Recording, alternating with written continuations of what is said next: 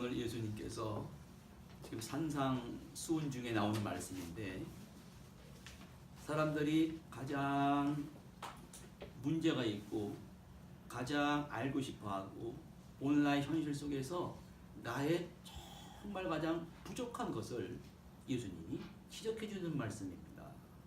두 가지로 말하면 신앙생활과 인간관계의 문제입니다.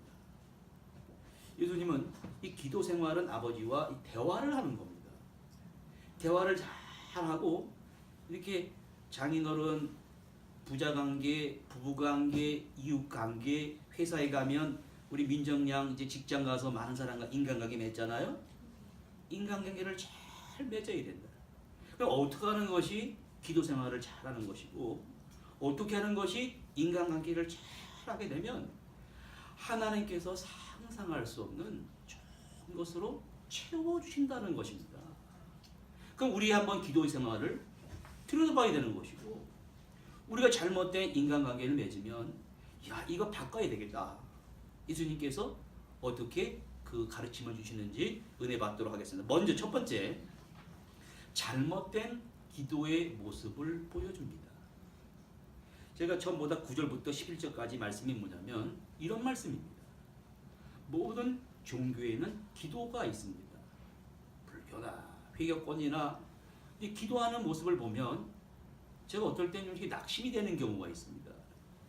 회교권, 이슬람권에 있는 사람들이 기도를 하면요, 성전에 들어가는 순간부터 신발도 벗고 이렇게 점잖게 하는 의자가 없습니다.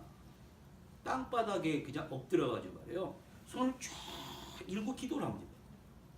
잘못된 신하에게 기도하는 모습이 우리의 기도하는 모습이 좀 부끄러운 경우가 있거든요. 어떨 때는 이단과 사이비가 잘못된 신에게 기도하는, 전도하는 모습이 교회 다니는 사람은 차 벌고 다 놀러 간단 말이죠. 그런 사람도 많습니다. 그런데 기도하거나 잘못된 신에게 전도하는 모습은 우리보다 더 열심히 경험이 있는데, 그렇다고 우리에게 열심히 없는데 그게 아닙니다. 어떨 때 진정한 기도하는 모습이 보이냐면 이렇게 그 옛날에 로마가 그 이스라엘 핍박할 때 핍박한다고 나는 굴하지 않고 땅을 파고 들어갔습니다. 저 카타콤이나 불리는 그 로마의 그 지하에 수많은 그 땅굴들이 있는데, 거기 들어가서 예배를 드리면서 거기다 벽에다 글씨도 쓰고 거기에 기도하는 모습이 이렇게 하늘에 손을 들고, 여러분 땅속에 들어가서 무슨 기도를 하겠습니까? 마음만 바꾸면 편안하게 살 수 있는데, 그런데 기도라는 거예요. 밖에서는 핍박을 하고 박해라는데 거기서는 손을 들고 아버지께 부르짖습니다. 네? 이건 이슬람권보다도 신천지의 열심보다도 이건 상대가 안 되는 열심이에요. 100년이 지나고 200년이 지나고 컨스탄틴 대제 313년에 기독교가 뚫고 올라와가지고 로마의 종교가 됩니다. 오늘 예수님께서 성경 속에는 아버지께 정확히 기도하는 모습이 있고 목적이 있고 그 내용이 있다라는 것입니다. 그런데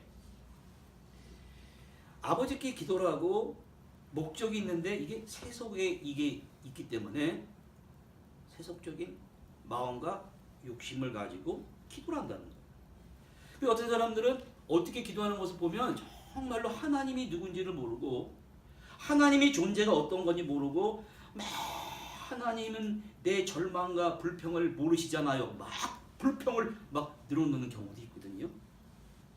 그래서 예수님은 이러한 기도는 예수님이 뭘로 비교하냐면 기도할 때 오늘도 악한 자와 비교를 하고 불의한 재판관과 비교를 합니다. 근데 여러분 잘 들어보셔야 됩니다. 어떤 과부가 있었는데 불의한 재판관에 가서 나의 억울한 사정을 얘기한단 말이에요. 근데 안 들어줍니다. 근데 자꾸만 가서 자기가 억울한 일이 있으니까 들어달라고 그러니까 이 불의한 재판관이 뭐라고 그러냐면, 아우 저 과부가 날 귀찮게 하네. 이게 맨날 찾아오니까 내가 들어줘야 되겠다. 불의한 재판관이라도 그 과부의 사정을 들어주지 않느냐 하고 불의한 재판관하고 하나님을 비교하거든요. 이게 비교할 수 없는 겁니다. 오늘도 악한 자와 비교를 하신다니까요. 악한 자가 아버지가 돌을 달라 하면 떡을 줄 아비가 어디, 생선을 달라 하면 뱀을 줄 아비가 어디느냐. 하물며 하나님에게 좋은 곳으로 주시지 아니하겠느냐. 여러분, 이 뜻의 깊은 하나님의 마음을, 주님의 마음을 읽을 줄 알아야 돼요. 자녀를 기릅니다. 어떤 자녀가 귀한 자녀냐면 아버지의 마음이 뭘 말씀하시지? 어머니가 뭘 말씀하실까? 이걸 아는 자녀가 귀한 자녀입니다. 오늘 하나님께 구하는데 이 주님의 형제인 야고보가 정확하게 얘기합니다. 예수님과 살아있을 때 예수님을 옆에서 봤지 않습니까? 야고보가 뭐라고 그러냐면 야고보 4장 2절에 너희가 얻어도 구하지 못하면, 또 구하여도 받지 못하면 너희가 정욕대로 쓰려고 잘못 구하는 것이다. 그렇게 말합니다. 자기가 정욕대로 쓰려고, 자기가 마음대로 쓰려고 아버지께 잘못된 태도로, 잘못된 목적을 가지고 기도를 한다는 데 문제가 있다는 것을 얘기해 주는 것입니다. 많은 사람들이 이번 주도 열심히 달려갔습니다. 아침부터 열심히 일어나서 공부도 열심히 하고, 오늘은 이제 수능 논술 본다고 논술 보러 간 우리 수험생도 있고, 각양각색의 모습이 열심히 노력하고 성공합니다만, 돈을 많이 벌어놓고 오늘도 아침에 번호하고 이렇게 아들하고 TV를 보면서 유명한 PD가 공황장애에 걸립니다.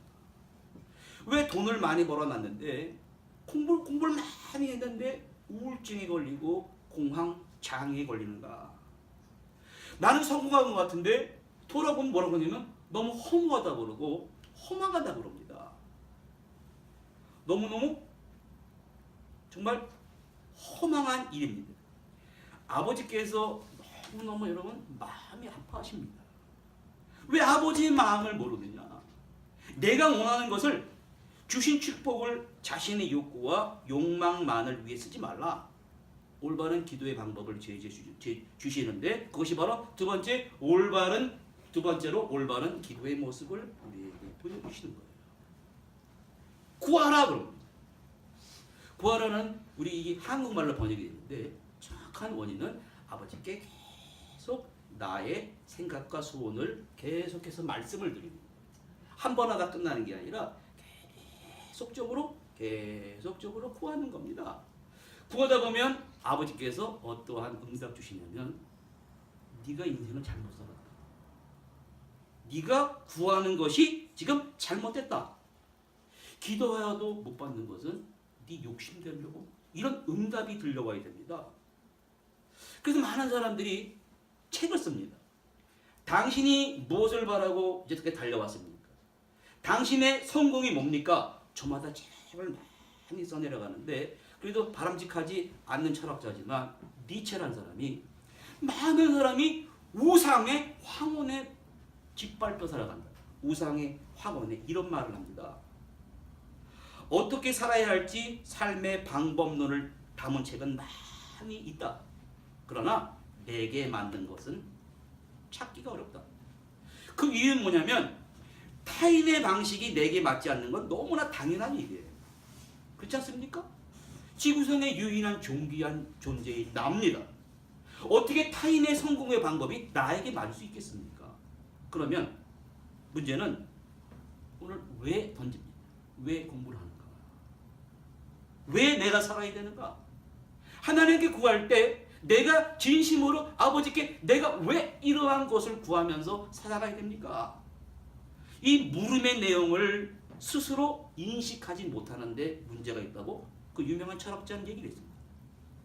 그러므로 주님은 우리에게 뭘 말하냐면 내가 구하는 것, 내가 알지 못하는 게 아니라, 여러분, 구한다는 말은 말입니다. 1차원, 2차원, 3차원에 살면서 차원을 옮기는 겁니다. 대상을 주님입니다. 대상이 하나님입니다. 공간적으로 다른 곳에 가서 찾는 것도, 요즘엔 성경책도 스마트폰으로 들여보는 사람이 있는데 그거 올바르지 않습니다. 말씀을 딱 펴놓고 들어야 됩니다. 찾는 것도 가만히 앉아서 누가 오기만을 기다리겠지 하면 안 됩니다. 내가 열심히 움직여야 되는 거예요. 열심히 움직이고 찾아가서 만나고 지난주에 제가 누굴 찾아갔냐면 하도 전도를 해도 안 되는 거예요. 이런 목사님이 계시더라니까요. 지금 초등학교에 도움반이라고 있습니다. 옛날엔 우리 때에는 한 반에 가끔 이렇게 학습 장애나 발달 장애인들이 같이 공부를 했습니다. 그러면 걔들 막 놀리고 있지 않습니까? 요즘엔 그런 애가 엄청 많습니다. 그래서 반 하나를 그런 애들을 위한 반을 만들어 놓은 거예요. 그러면 그 애들이 왜 그렇게 됐나를 연구한 목사님이 있어요. 그래서 그 아이들을 50명을 받아가지고 규정에 특별한 교육을 시킵니다. 그렇게밖에 될 수 없는 원인을 말씀 가운데 정확히 발견을 하고, 자랄 때 좌뇌, 우뇌가 발달할 때 엄마의 사랑에 들어가고 아빠의 사랑에 들어가고 스킨십에 들어가고 목욕이 들어가고 이런 게 안 했습니다. 좌뇌, 우뇌 구조가 잘못돼 버렸단 말이에요. 이걸 한 목사가 있더라니까요. 그 제가 전도가 안 되니까 한번 저 방법을 한번 해봐야 되겠다. 그래서 제가 좀 배우고 왔습니다. 예수님께서 오늘 구하라, 찾으라, 구하고 찾고 간절한 하나님께 부르짖음을 갖게 되면 문 앞에 다다르게 됩니다. 문이 열리면 기도가 응답되는 거거든요.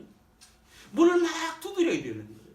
내가 얻고자 하는 기도의 제목이 주님이 바로 앞에 있을 때 구하고 찾고 두드렸더니 하나님이 문을 쫙 열어주십니다.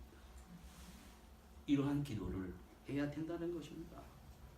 그런데 많은 사람들이 어디서 쓰러지고 넘어지냐면 주님 나에게 얼마를 주십시오 기도합니다. 그러면 얼마를 탁 주면 그 전에 거 싹 잊어버리고 욕심이 생깁니다. 또 다른 얼마를 구합니다. 어디서 사람들이 실수를 많이 하냐면 이정표라고 불리는 목적의 기준이 정말 변합니다. 성경은 이러한 사람을 성공한 사람이라고 안 합니다. 하나님이 주시는 기도의 응답이 됐을 때 반드시 겸손을 신할 줄 알아야 된다고 합니다. 왜냐? 교만은 넘어짐이 앞자리예요. 성경에 보십시오. 올라갔던 넘어지고 내려옵니다. 지금도 마찬가지입니다. 하나님이 나에게 주셨을 때, 그래서 사도 바울은 뭐라 그러냐면 두렵고 떨림으로 구원을 이루어야 된다는 거예요.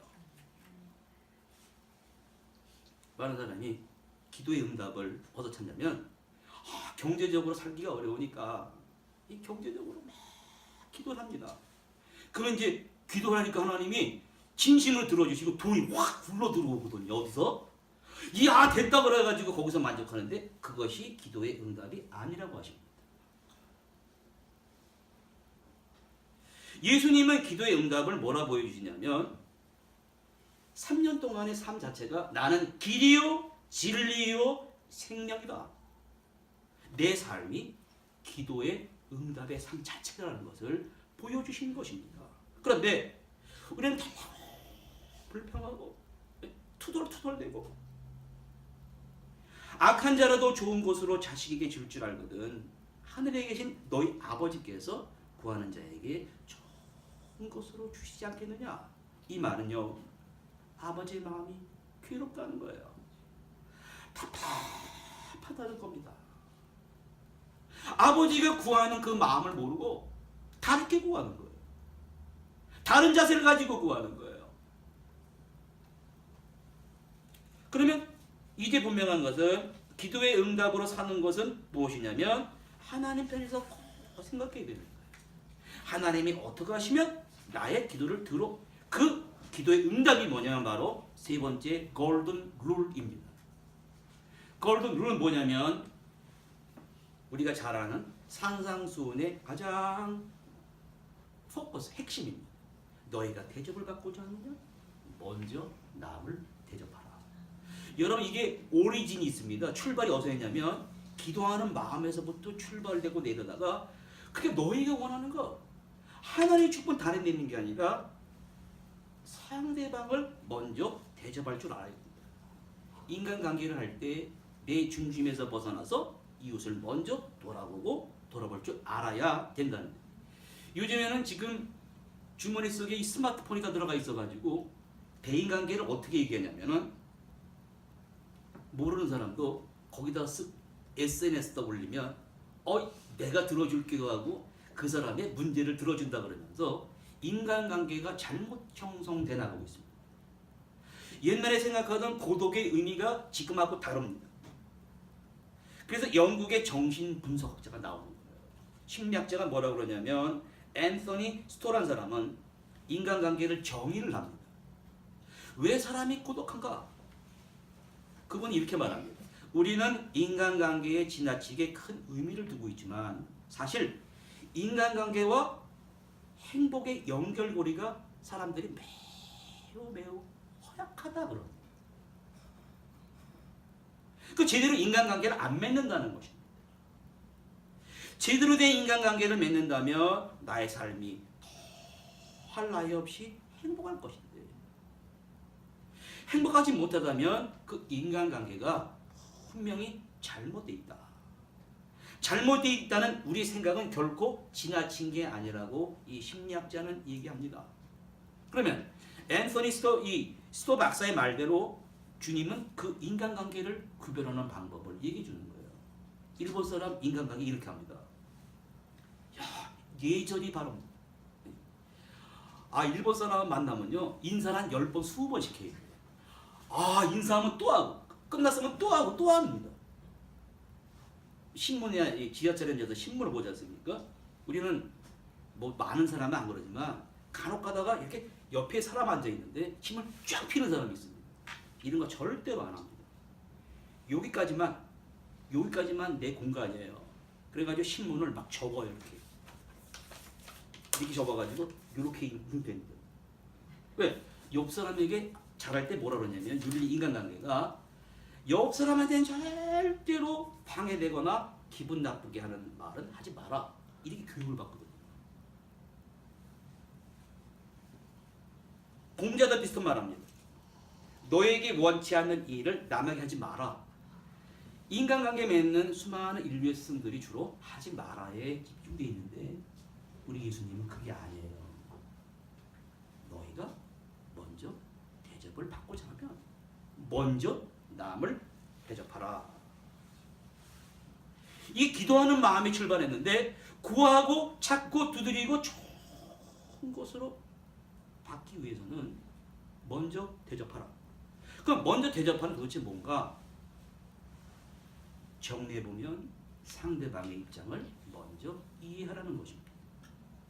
간단하게 보십시오. 직장에서나 학교에서나 가정에서 뭐라 그러냐면 나를 이해 못 해준다 그래요. 사람들은 다 나를 이해 못 해준다 그럽니다. 주님은 그게 아니라는 거예요. 상대방의 입장을 먼저 돼봐야. 왜? 나도 언젠가는 상대방의 입장처럼 될 것이기 때문에. 그게 대접하는 마음입니다. 그리고 먼저 용서해야 된다는 것입니다. 자기는 잘못하고선 내 잘못을 뭐라 그래요? 용서해 주기를 바랍니다.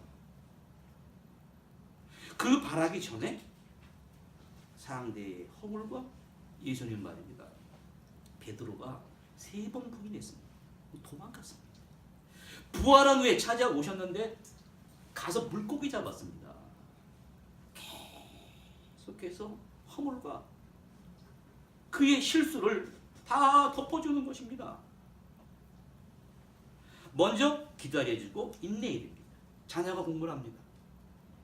유럽에서는 1등, 100등, 1000등 안 나눈다는 거 아니에요.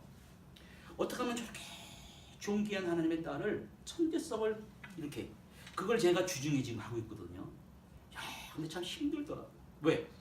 그동안에 이 일제시대 때부터 만들어 놓는 교육 시스템이 이 학원부도 주입식 교육에 아직까지 지배가고 있기 때문에 제가 엄마들하고 막 싸워요. 30대 엄마들하고. 싸우면 그래도 학원을 보내고 주입식 교육을 해야 된다고 그럽니다. 다 하는데 목사님처럼 천재성 개발한다고 그러면 수능 점수 안 넘으면 어떡할 거예요? 이러더라니까요. 그래서 제가 이럽니다. 원래 노예 의식에 사로잡힌 사람을 꺼내기가 어려운데 좋다. 한 줄로 세워놓고 마지막에 있는 애가 1등보다 더 나은 천재성이 있는데 이 교육이 망친다면 어떡할 거냐. 대학을 졸업해서 절반 이상이 알바 세대로 88만 원 받으면 이 잘못된 거 아니냐. 의식을 바꿔야 돼요. 그러더니 목사님 말씀이 맞는 것 같기도 하니까 일단 한 달을 해보겠다. 그런 엄마가 있어요. 엄마들이 명확하더라고요. 아주 똑똑하더라니까 30대들이. 어떤 CEO가 최고 지도자가 이런 책을 썼습니다. 자기가 오늘 사람들이 우러러보는 정말 돈도 많이 벌고 공부도 많이 했는데 자기는 원래 어릴 적에 공부를 못했답니다. 장난기 심하고 공부도 바닥이고 그래가지고 맨날 혼나고 사과만 치는데 집에서 어머니가 뭐라 그러냐면 다른 사람은 막 비판하고 비판해도 뭐라냐면 나 널 믿는다. 네가 장난기 많은 것은 다른 사람보다 다른 차원에서 바라보니까 넌 천재다. 이렇게 받았다는 거예요. 다른 사람은 다 욕하는데 엄마는 나를 믿어주고 나를 천재라고 그러니까 이 아이가 스스로 찾는 거예요. 그래서 오늘 최고의 지도자가 됐다는 것입니다. 우리가 지금 교육이 잘못 시키고 있습니다. 아인슈타인이 나오게 된 비결도 아인슈타인이 성적표가 있는데 학교 선생님이 성적표를 써줬는데 당신의 이 아들은 아무리 가르쳐도 안 되니까 아무리 노력해도 성공이 안 될 줄 알아. 그렇게 써왔답니다. 그러면 여기 있는 엄마들에게 물어볼게. 내 아들이 그렇게 받아오면 기분 어떻겠습니까? 성질 급한 엄마들은 나가 어떻게 해라고 다 나오는 거예요. 싹이 빨갛다 노랗다 다 나오는 거예요. 막 그냥 울그락 풀그락. 그런데 아인슈타인 어머니 뭐라 그러냐면 너는 남과 같으려고 하지 마. 너는 너에게만 있는 천부적인 재능이다. 그를 믿어주고 그의 그 달란트를 믿어주고. 자, 그러면 오늘 이 말씀은 사람이 아무리 공부를 하고 아무리 노력한다 해도 뭘 인정할 줄 알아야 되냐면 사람은 다 허물이 있습니다. 다 실수가 있습니다. 다 약점이 있습니다. 아무리 무슨 일 하든지 인간의 노력과 수고로 되질 않습니다. 그때가 언제 정확하냐면 농사를 졌습니다. 풍년이 들어있는데 한 방에 바다 온도가 1도가 올라가니까요. 플로리다가 텅 빈 도시가 됩니다. 우박이 떨어지면 농사가 다 망쳐버립니다. 하나님이 한순간도 우리 삶 속에 개입 안 해주시면 우리의 수고가 헛수고가 된단 말이에요. 제가 가끔 책 읽는데 두 가지 책을 관심 있게 있습니다. 미래학자들이 말하는 것과 또 천체 우주학자들이 말하는 결론을 말해보면 여러분 좀 어둡습니다. 지구의 수명을 30년으로 내다봅니다. 인공지능 로봇을 만들면 언젠가는 인공지능 로봇이 인간을 비판한다는 거예요. 인간은 악한 존재다. 그리고 그런 때가 오기 전에 어떤 미래학자는 난 막 미리 세상을 하직할 거예요. 이렇게 말하는 미래학자도 있습니다. 천체학자들은 똑똑한 사람들이에요. 그 허블만한 경우로 천체를 관찰하다 보니까 나만만한 유성이 막 날아다니는 거예요. 지금 지구와 달 사이가 여러분 우리 멀다 그러는데 그런 유성 하나가 지구의 달 사이를 지나갔답니다. 가깝다는 거예요. 우주에서는 거리가 여기서 말하는 거리하고 달라요. 그러면 저런 게 그래서 이제 이 깬 사람들은 준비하자 그래가지고 달나라에 집을 짓다니까요. 그 집 짓는 것까지 됐습니다. 가져다 음식 먹으면 됐습니다. 남녀가 사랑해서 자식을 나누까지 됐습니다. 자식이 안 자라. 태양이 없습니다. 하나님이 개입 안 해주면 인간이 아무리 노력한다 해도 안 되는 거예요. 그 어떤 사람들은 남한만한 유성이 빵 터지면 그대로 날아가는데 뉴질랜드는 좀 안전하잖아요. 거기 식수가 있고 마른 자연장이 있대. 그래서 뉴질랜드로 막 이민 가는 사람이 있고 어떤 사람은 땅을 파요. 땅 저 깊숙한 곳에 15층짜리 아파트 줘놓고 10년 동안 먹을 양식 다 싸놨습니다. 그러면 안전합니까? 안전하지 않습니다. 성경 속에는 하나님의 축복이 어떻게 나타나는 거 보십시오. 아브라함 보십시오. 인생의 끝인 줄 알았습니다. 너의 자식 이삭을 번제로 바치라. 왜? 하나님 위주로 살아가야 되는데 자식이 우상이에요.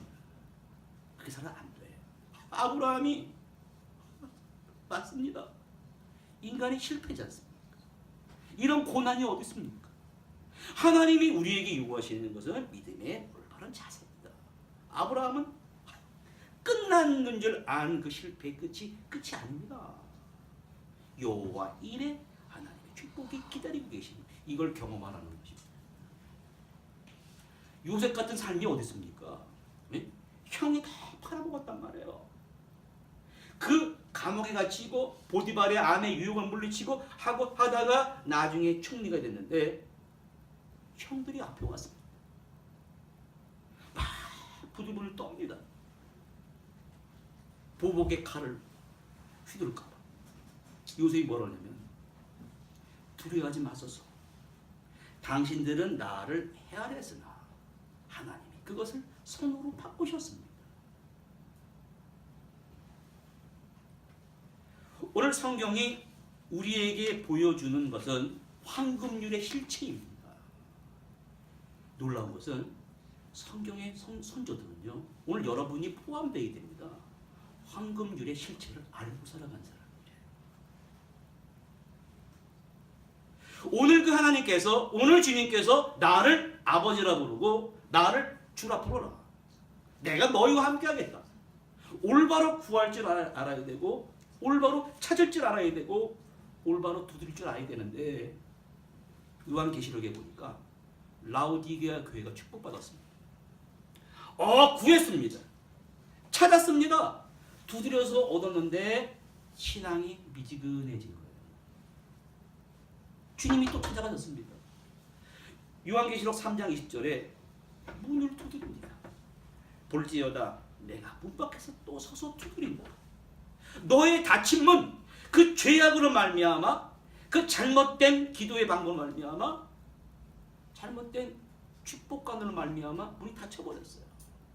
내가 두드리노니 내 음성을 듣고 문을 열면 내가 다시 들어가 너와 더불어 먹고 너는 나와 더불어 먹으리라. 오늘 주님께서는 우리의 닫힌 문을 열기를 원하시는, 근데 내가 들어갈 자격이 있는 것이 아닙니다. 평생 구하고 찾고 두드리고 겸손한 마음으로 이게 지속적으로 지속해 나가야 되는데 사람이 참 어리석어요. 장자는 인간의 어리석음을 이렇게 말합니다. 우리 얘기하고 있는 거예요. 장자가 어부편에 이런 말합니다. 어떤 사람이 자기 그림자를 두려워하고 자기 발자국 소리를 두려워하기 참 싫어했어. 그래서 저 그림자, 저 발자국 소리가 싫어가지고 더 빨리 달리는 거예요. 달리면 소리가 안 들리겠지, 그림자가 없어지겠지. 그랬더니 더 그림자가 쫓아오고, 네? 더 소리가 크게 나는 거예요. 그래서 안 되겠다. 내가 속도가 늦게, 이게 뭐냐? 돈 많이 버는 거예요. 더 열심히 달린 것입니다. 그러다가 탈진해 죽었습니다. 그러면서 이렇게 답을 하는 거예요. 아니, 그림자가 없어지려면 그늘 속에 들어가면 되고, 발자국 소리를 듣기 싫으면 멈추면 되잖아요. 그 방법을 모르는 것이 바로 사람입니다. 오늘 성경은 어리석은 삶 속에서 근본적으로 방향을 바꾸고 구하라, 찾으라, 두드려라, 자기 인생 앞에 올바른 그 가치 기준을 세우는데 냉철한 그 평가 기준을 가지고 찾아야 된다는 것입니다. 예수님이 그걸 보여주신 거예요. 예수님이 오셔서 3년 동안 함께하고 기도의 응답이 십자가를 지는 것입니다. 십자가 지는 현장에 베드로가 그냥 칼을 차고 말입니다. 제사장 말구의 귀를 베어버렸습니다. 성질이 이제 우락부락한 것처럼 이것까지 참으라. 그리고 십자가를 마지막으로 치셨습니다. 그러나 그 영광이었습니다. 오늘 주님은 우리를 위하여 다 희생해 주셨습니다. 먼저 대접해 주신 것입니다. 먼저 이해해 주시고 용서해 주시고 참아 주시고 인내해 주신 것입니다. 너희가 축복받기 원하는가? 이런 삶을 먼저 살아라. 먼저 이런 삶을 살 때 그런 응답받고 살아가는 것이 바로 하나님의 자녀들의 올바른 모습입니다. 이런 성도님 되시기를 간절히 바랍니다. 하나님 아버지 감사합니다.